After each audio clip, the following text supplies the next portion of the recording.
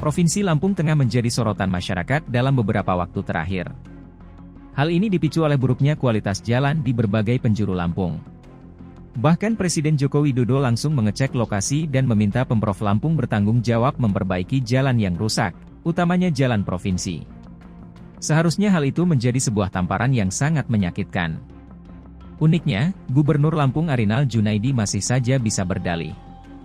Raja ngeles, kata orang Jakarta.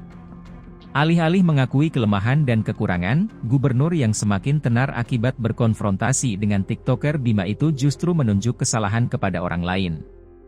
Arinal menyebut pengusaha dan pengguna jalan adalah pihak yang paling bertanggung jawab. Hal ini berkaitan dengan tonase kendaraan berlebih milik pengusaha yang menjadi salah satu penyebab rusaknya jalan di daerahnya.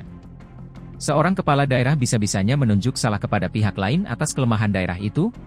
Bukankah kepala daerah dibekali berbagai instrumen hukum dalam membuat sebuah kebijakan, bahkan melakukan penindakan terhadap pelanggaran aturan atau kebijakan yang ditetapkan? Benar saja, Arinal memang telah mengeluarkan peringatan bagi pengusaha terkait kendaraan over dimension overload. Pengusaha harus menyadari kemampuan tonase, jangan berlebihan. Dan nanti akan dilakukan penertiban bersama Polda, tandas Arinal. Loh, kok baru sekarang penertibannya Pak Gubernur? Selama ini ngapain saja? Bukankah infrastruktur jalan adalah bagian dari kampanye Bapak? Kerusakan infrastruktur jalan mungkin saja tidak separah ini apabila komitmen penertiban dan penindakan dilakukan secara konsisten sejak menjabat sebagai gubernur.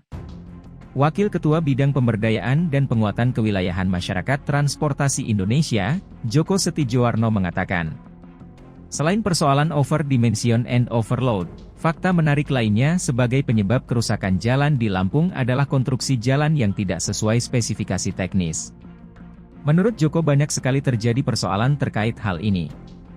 Ia memberi contoh keajaiban proses tender atau lelang kasus Jalan Lampung yang viral di media sosial akhir-akhir ini. Yang perlu disorot adalah, ketika itu dibangun lelangnya kapan? Lelang itu minimum 1 bulan, itu berarti nggak ada lelang, itu dapat problem itu, katanya seperti dilansir Detik.com. Seperti kita ketahui, pemerintah pusat akhirnya mengambil alih persoalan tersebut. Presiden Jokowi mengatakan, pemerintah pusat akan menggelontorkan dana sebesar 800 miliar rupiah untuk memperbaiki 15 ruas jalan di Lampung, dan paling lambat Juni 2024 sudah dieksekusi.